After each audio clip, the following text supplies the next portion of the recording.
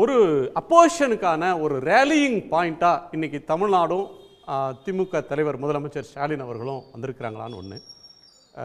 நாடாளுமன்ற தேர்தலுக்கு பிறகு பிஜேபிக்கு ஒரு செக்மேட். இப்போ வந்து காங்கிரஸ் அப்போசிஷன்னா கூட ஒரு எல்லா எதிர்க்கட்சிகளையும் ஒரு புள்ளியில் ஒரு பிரச்சனைக்காக நிறுத்தி பிஜேபி அரசை பார்த்து கேள்வி கேட்குற, அதுக்கு சவால் விடுற, ஒரு முகம் கொடுக்குற, நெருக்கடிக்கு முகம் கொடுக்குற இடத்துக்கு இன்னைக்கு தமிழ்நாடு முதலமைச்சர் வந்திருக்கிறாரு. இதில் வந்து ஒரு தமிழனா தமிழக முதல்வரை நான் பாராட்டணும். ஏன் பாராட்டணும்னா, பாராளுமன்றத்தில் ராகுல் காந்திக்கு குரலே இல்லாமல் இவரோட குரலை கடந்த ஒரு மாதமாக மும்மொழி கொள்கை, இந்த ஃபேர் டீலிமிட்டேஷன், இந்த மாதிரி அதிக வாய்ஸை கிரியேட் பண்ணிட்டார். ஒரு தமிழனாக பார்க்கும்போது பரவாயில்லே, பாராளுமன்றத்தில் இவ்வளோ பெரிய அதிகாரத்தை செலுத்தக்கூடிய வலிமைக்கு ஒரு தமிழனாக வந்திருக்காருன்னு நினைக்கும் போது ஆச்சரியமாக இருக்குது. ஆனால் ராகுல் காந்தி இவ்வளோ பின்னடைவில் கொண்டு தள்ளிட்டாருன்னு நினைக்கும் போது தான் எனக்கு ரொம்ப கஷ்டமாக இருக்குது. இது என்ன பாவம், ராகுல்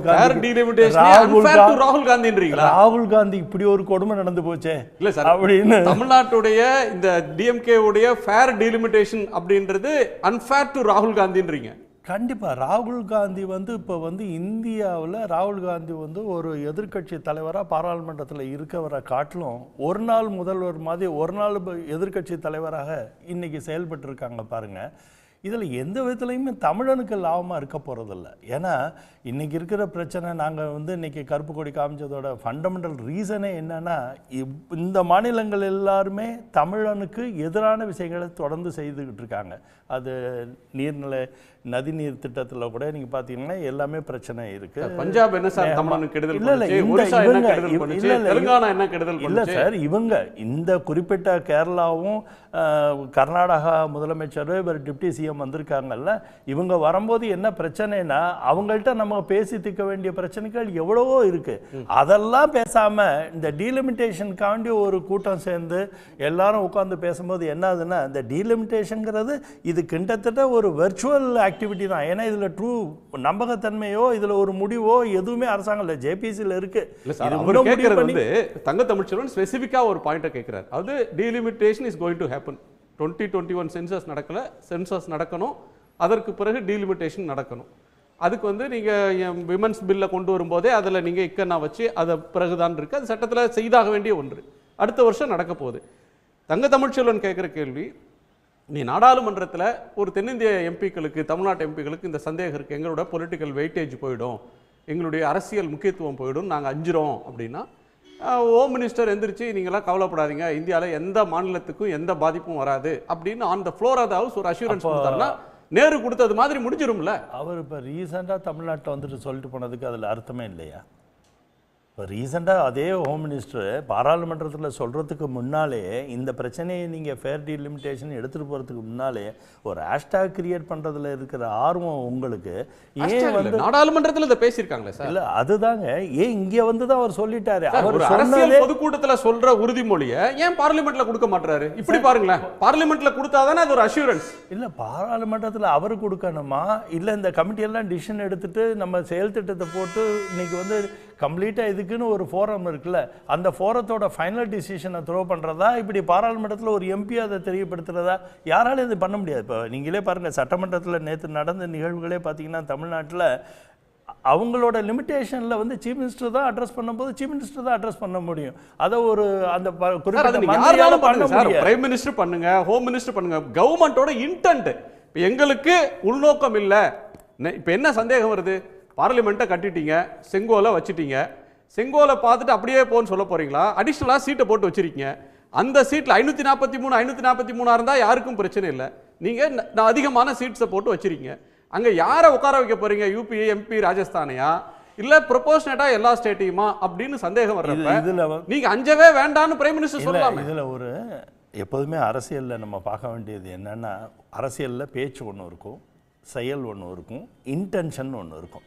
நீங்கள் மோடி அவர்களை கூர்ந்து கவனித்து பார்த்தீங்கன்னா, தமிழ்நாட்டில் நம்ம பலகாலமாக பேசுகிறது தெற்கு தேய்து வடக்கு வாழுதுங்கிற மாதிரி ஏதோ பேசிக்கிட்டு இருப்போம். ஆனால் அவரை பொறுத்த வரைக்கும் தெற்கு, வடக்கு, மேற்கு, கிழக்கு இதெல்லாம் அவர் பார்க்குறதே இல்லை. அவரை பொறுத்த வரைக்கும் மொத்த பாரத நலம் சார்ந்து இந்த 140 கோடி மக்கள் தொகையோட வாழ்வாதாரத்தை உயர்த்தி கொடுக்கறத தாண்டி அவரோட சிந்தனையே இல்லை. இந்த வாழ்வாதாரத்தை உயர்த்தும் போது இந்த கான்ஸ்டியூஷனலாக என்னென்னலாம் சப்போர்ட் பண்ணணுமோ, எந்தெந்த ஏரியாவில் நம்ம கான்ஸ்டியூஷனலாக மக்கள் நலன் சார்ந்து செயல்படுத்தணுமோ அதில் ஒரு நலம் சார்ந்தது என்னன்னா இந்த டீலிமிட்டேஷன் ஃபேக்டர்ஸ். ஏன் இது பண்ண இது வந்து கடந்த காலமாக கிட்டத்தட்ட 71 தள்ளி தள்ளி தள்ளி கொண்டாந்துட்டோம். அவங்க வாஜ்பாய் அவர்களும் ஒரு தள்ளி கொடுத்துட்டாரு. இப்போ நீங்கள் இன்றைக்கி என்ன பண்ணீங்க? என்ன நீங்கள் இவ்வளோ பேரை கூட்டி இவ்வளோ செலவு பண்ணி இவ்வளோ பேரை வச்சு இன்றைக்கி என்ன முடிவு பண்ணீங்க? இன்னொரு 25 ஆண்டுகள் தள்ளுங்கன்னு சொன்னீங்க. இதை கேளுங்க, நான் அதில் சார் எனக்கு அதில் கருத்து இருக்குது. தள்ளி சார் ஏற்கனவே ஒரு வண்டி ஓட்ட வண்டியை தள்ளி தள்ளி கொண்டாந்தது மாதிரி நீங்கள் இன்னொரு தடவையும் தள்ளி கொடுக்க வைக்கிறது சார். நீங்க தள்ளுறது இல்லை, காப்பாற்றி வைக்கிறது மாதிரி 25 வருஷம் காப்பாற்றி இன்னொரு 25 வருஷம் காப்பாத்துறது மாதிரி இல்ல. இதுல நீங்க ஆக்சுவலா காப்பாத்தல. நீங்க என்ன மிகப்பெரிய பிழை பண்ணி இன்னைக்கு வந்து ஒரு பெரிய பிழை என்னன்னா, இந்த அரசாங்கம் தமிழக அரசாங்கம் இந்த மாதிரி ஒரு கூட்டு முயற்சி பண்ணி மற்ற அரசாங்கத்தில் இருக்க சீஃப் மினிஸ்டர் டிப்டி சிஎம் எல்லாம் எடுத்துட்டு வந்து நீங்க என்ன பண்ணிட்டீங்கன்னா, மக்கள் நலனுக்கு உண்டான எதையுமே முன்னெடுக்காம இன்னொரு 25 வருஷம் தள்ளுங்க. அப்போ உங்களோட இன்டென்ஷன் என்னவா இருக்குன்னா, தமிழ்நாட்டில் ஒரு அதிகப்படியான எம்பி கொடுக்கறதுக்கு வாய்ப்பை கூட நீங்கள் நிறுத்தி வைக்க ஆசைப்படுறீங்க. அது மிகப்பெரிய தமிழனுக்கு உண்டான துரோகம் இல்லையா? இன்னைக்கு தமிழ்நாட்டுக்கு வந்து புரியல சார், இன்ன வரைக்கும் டிஸ்க்ளோஸ் ஆகல சார். எவ்வளவு எம்பிங்கிறது டிஸ்க்ளோஸ் அதிகப்படுத்துற வாய்ப்பு இருக்குன்னு எப்படி சொல்றீங்க? கண்டிப்பா இருக்கும் சார். அப்படின்னா யூபி எவ்வளவு ஏத்த போறீங்க சார்?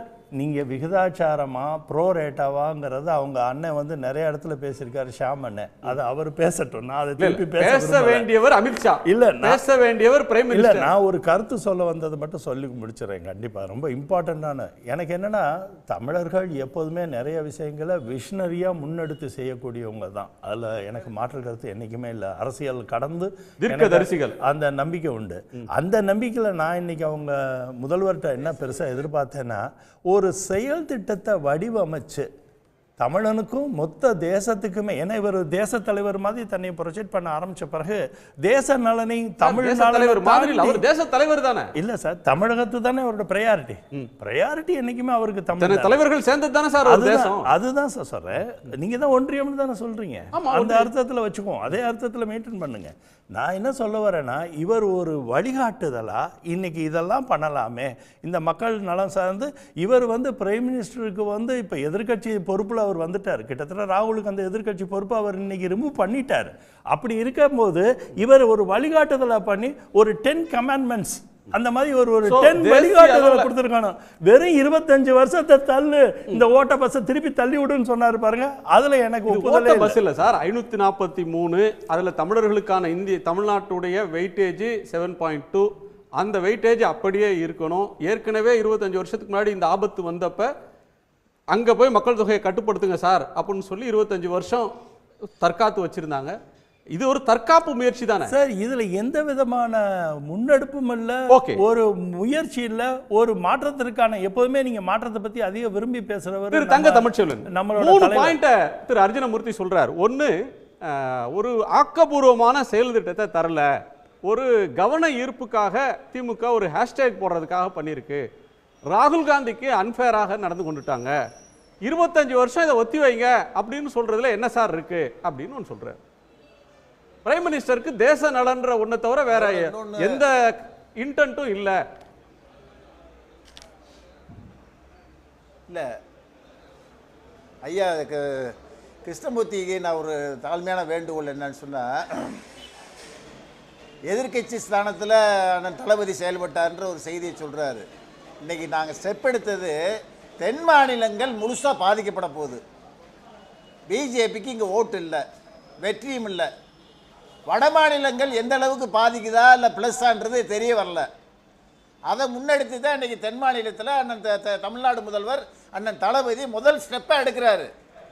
எடுத்ததுமே இந்தியா முழுக்க நாங்கள் கூட்ட விரும்பலை. அப்படி கூட்ட விரும்பினா ராகுல் காந்தி தலைமையில் தான் கூட்ட விரும்புவார். அதனுடைய எங்களுடைய நோக்கம் அல்ல. முதல் பாதிப்பு தென் மாநிலம். ஒரு வாழ்த்து கூட தெரிவிக்கல. வெஸ்ட் பெங்கால், பஞ்சாப். ராகுல் காந்தி ஒரு வாழ்த்து கூட இன்னைக்கு தெரிவிக்கல. அது ஏன் சார் நீங்க கவலைப்படுறீங்க சார்? அவருக்கு நாட்டை பத்தி டீலிமிட்டேஷனை பத்தி ஒரு இருக்கே, அவருக்கு அந்த பொறுப்பு இருக்குல்ல, அந்த பொறுப்பை நோக்கி அவர் செயல்படல ராகுல் காந்தி. இன்னைக்கு இவரோட சப்போர்ட்ல தானே அந்த அதிகாரத்தில் இருக்காங்க. அப்போ வந்து ஏன் அதை செய்யலை? இந்தி கூட்டணின்னு பண்ணும்போது இவங்களெல்லாம் தவிர்த்து அவர் பண்ணல.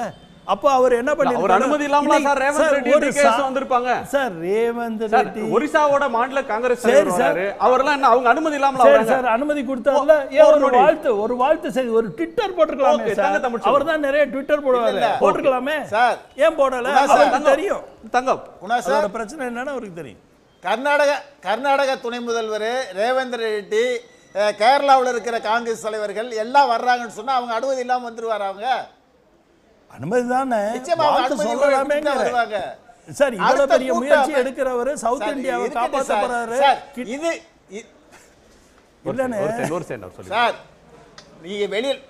நீங்க இது ஸ்டுடியோவில் இருக்கீங்க நான் வெளியில இருக்கேன் நான் பேசி முடிச்ச பிறகு நீங்க பேசுங்க ஏன்னா கருத்து சொல்ல முடியாது நான் என்ன சொல்றேன் இன்னைக்கு உள்ள நிலைமை இதுக்கு நீங்க பாயிண்ட்டுக்கு வாங்க நீங்க டீலிமிட்டேஷன் நடக்குமா நடக்காதா எப்படி நடக்கும் பாராளுமன்றத்தில் சொல்லுங்க துணிச்சல் இருந்தா ஏன் சொல்ல மறுக்கிறீங்க நீங்க செய்ய போறது பித்தலாட்டம் துரோகம் பண்ண போறீங்க அதனாலதான் இந்த மேட்டரை வந்து பாராளுமன்றத்தில் உள்துறை அமைச்சரோ பாரத பிரதமரோ பேசுவதற்கு தயங்குறாங்க அதை உடைச்சு பேசுங்க நாங்க ஏன் கொதிக்கிறோம் சொன்னா இந்த டீலிமிட்டேஷன் இந்த தொகுதி கூடுது குறையுது எங்களுக்கு பிரச்சனை இல்லை இதே மாதிரி நீங்க தொட்டு மணிப்பூரை தொட்டு காஷ்மீரை தொட்டு அயோத்தியை தொட்டு இன்னைக்கு வர்றீங்க இங்க தொகுதி சீரமைப்புன்னு சொல்லி ஒவ்வொரு மாநில சுய உரிமைகளை பறிக்கிறீங்க இந்த பறிப்பு இருக்கக்கூடாது மாநிலத்துக்கு உண்டான அதிகாரம் வேணும்னு தான் இன்னைக்கு இந்த கூட்டம் கூட்டப்பட்டதின் நோக்கம்